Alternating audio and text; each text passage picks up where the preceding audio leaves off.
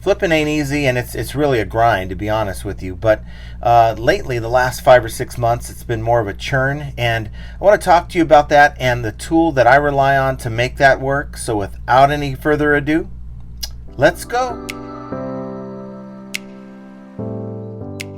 Hello everyone, welcome back to the channel. This is John from Flipping Ain't Easy, and I'm out here working, I'm listing, and thought I'd make a video, so I'd stop what I was doing to kind of talk about my thoughts. And that's the dangerous thing here when you're a YouTuber and you're out here listing, and I didn't have the music on, and it's just you, the package that you're listing, and your thoughts. And I was thinking about the process of listing, and it's a grind, no matter how you do it, whether you're listing 20, 30, 40, 50 a day, or if you're just able to get 2 items a day put together between your part-time flipping and your full-time job. But for me, it's a full-time job, and it's a grind nonetheless. But it's also, the last 6 months, it's become more of a churn. And what do I mean by that? Well, the type of stuff I'm buying, you guys know that I've been buying a lot of liquidation, and space is at a premium. And for me, it's, you move it in. I still got a carload of stuff out in my car that I picked up today, and I really don't have a real good place to put it. So I have to do more reorganization. And, shelf space is at a premium. And as I list and list, of course, you make the sales, items move from the shelf, and then you have a free spot to put new merchandise that you list. And it's starting to become to the point where you have to start taking offers and settling on offers, and maybe not getting the best price that you were thinking you were going to get for an item. Just the other day, I listed an item, and I think I had it for like $89.99 plus shipping. And I woke up the next day, and it wasn't a bad item at all. I mean, I'm sure it was going to sell within a week or two, but get an offer for $60 plus shipping. And guess what I did? I took it. I didn't barter. I didn't come back and say, give me 70. I took the deal. And a lot of you guys will be saying, well, you just listed the item. There's, like a $29.99 discrepancy. Maybe meet them halfway at 75.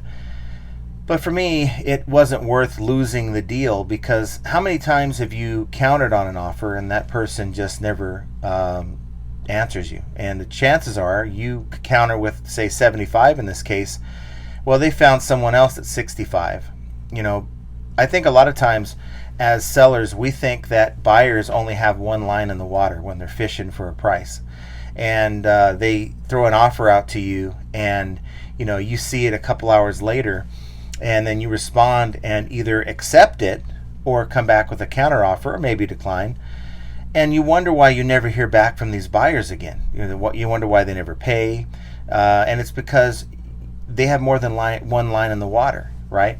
So if you come back with a counter offer, whatever it is, let's say it's a $40 item, they offer you 20, you come back at 30, and you never hear from them again. Well, it may be because they have more than one line in the water, and they were able to find a better price than you were initially willing to give. Maybe their price of 20 is where they were at, and they were able to find someone else that was able to accommodate that $20 price. So in my case, do I maximize the amount of money that I get for each item, knowing that most of these items are going to sell within maybe 2-3 months? Or do I take a reasonable, and I say reasonable offer, knowing how much I'm into the item for? Do I take a reasonable offer from best offer and take that money, 8 to 10x my money, initial investment on the item, and move on and churn and buy another thing to relist? So I decided to make this video when I was in the middle of relisting these inline skates. These are women's inline skates, size 8, and I'm into them for $2. And these are returns. Looks like the customer, based on the condition, doesn't even look like they were actually used. Looks like the person bought them and maybe they're too small or too big for their feet. They just sent them back, and they get sent to liquidation. And I picked these things up for $2. Now I can flip these for easily 50 bucks plus shipping. But if they come back at me and say, you know, hey, can we do 30 bucks? I'm going to take it, because while that may be lower than market, and I know a lot of you guys might say, hey, well, you're driving down the market by doing that.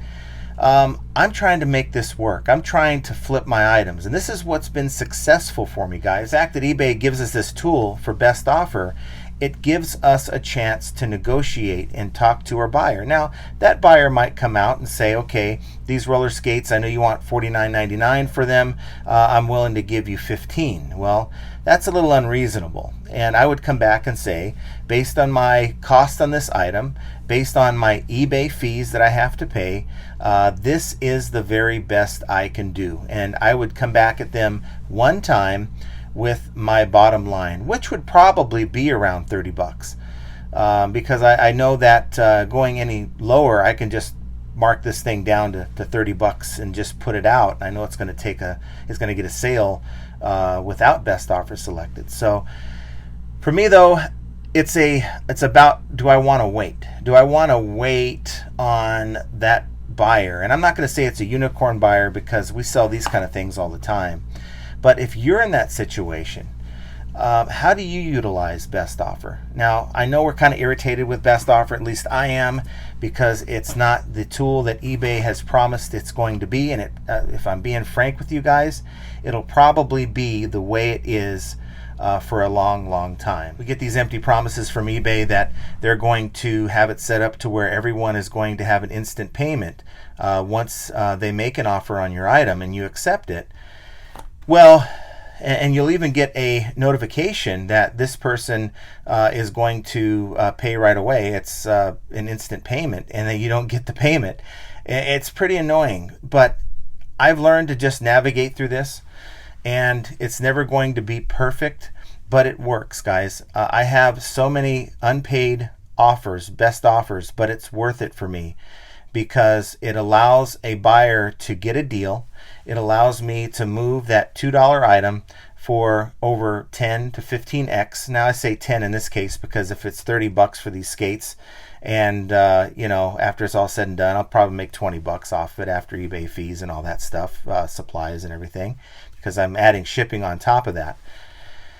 But it works for me. And you know, here's the thing. I only kind of talk about this, and I've talked about this before, but maybe it's going to work for you. But it all boils down to, what are you into the item for, and what is your margin that you're trying to make on this item. If you know, the same pair of skates you're in for 15 bucks, I mean, you wouldn't think about taking 30. I don't think. Maybe 40 would be your bottom line, but I have a lot of room to work with, and that gives me an advantage over my competition. Is that kind of crappy for those of you who are into the item for more and have to sell it for 40? Yeah, it kind of is, but that means you need to source better. And by sourcing better, it gives you more opportunities. I mean, on top of this $49.99 price, I have a markdown sale. I have a coupon. So a 10% markdown sale, bring it to $44.99 roughly-ish. And then after they add the 10% off coupon, they can get 40 bucks without even asking me, right? And that gives me an advantage, because I have so much room to work with because of my sourcing. So that's the key, guys. I don't care what we talk about on this channel. If you're not doing that part of it right, sourcing, getting stuff as cheap as possible, and you're getting good stuff, getting things that people want, that have value, that allow you to price it at 50 bucks, right? The buyer knows it's valued at 50 bucks. They think they can get it for 30. They're getting a heck of a deal, not knowing that you're into it for 2 bucks. That's the way you win at this game, guys. And yeah, I've taken a long time, and I've known this even last year when I was struggling. I knew that this is the way to do it. I just couldn't find the sourcing, and I'm sure that many of you are in that same ballpark, the same ballpark I was in back in 2022. And it's very frustrating, because you see people selling items way cheaper than you can sell that item for, and you're like, how can they sell this item that low? I mean, I got a message from somebody, I think I told you guys about it about 3 weeks ago, on eBay, saying, you know what? You sellers are all racing to the bottom. There's no reason for you to list it this low when there's sold comps on this for $89.99, and I think I had it for $59.99 plus shipping. Well, guess what? If I'm into that item for $5, I got a lot more room than you when you bought it at 20. So that's the ball game, guys. That's the way it works, and that's how you win. Now, how do you get there? I can't answer that for you, but there's tactics. And I know a lot of people, like I was watching Art of Resale. You know, he posts these videos where he'll like do a bundle. He'll have just a pile of stuff that he'll maybe want from this particular yard sale. And that's after gauging like the first couple items, you know, how much do you want for this? And then he'll start saying, okay, well, let me make a pile because there's a lot of things that I want. And then the expectation is when you have that big bundle that the seller is going to give you a deal. And they usually do. 99% of the time I've ever done it, it's been a lot cheaper than if I was to piecemeal it and buy 1 or 2 items here and then, oh, I see a couple more here and there. Never buy 1 or 2 items at a time at a yard sale and then go back and buy 2 or 3 more and then go back and buy 3 or 4 more. Bundle it.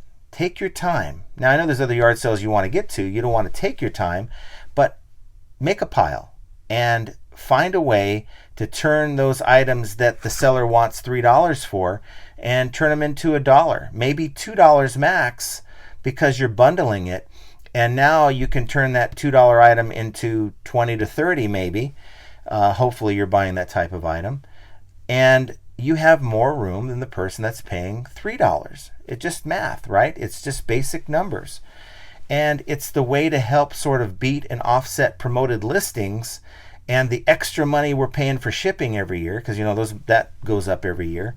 I still have a lot of room. I still have a ton of room. I could go through this 5, 6, 7, 8, 9, 10 years of eBay jacking up fees, and based on what I'm into the item for and what I'm able to sell it for, I could still make a good profit. I could still make a good margin, guys. And that's how you do it. So yeah, I'm going to churn. I'm going to keep churning.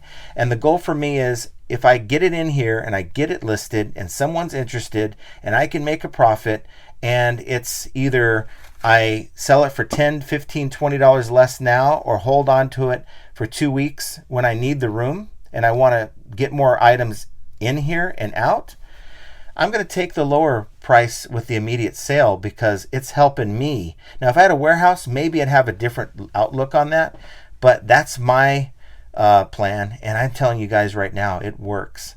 And maybe that's a mindset maybe a lot of us need to get out of, is like, you know what, I know the market says this is worth, you know, $100. They're asking me 70 and I'm into it for 20.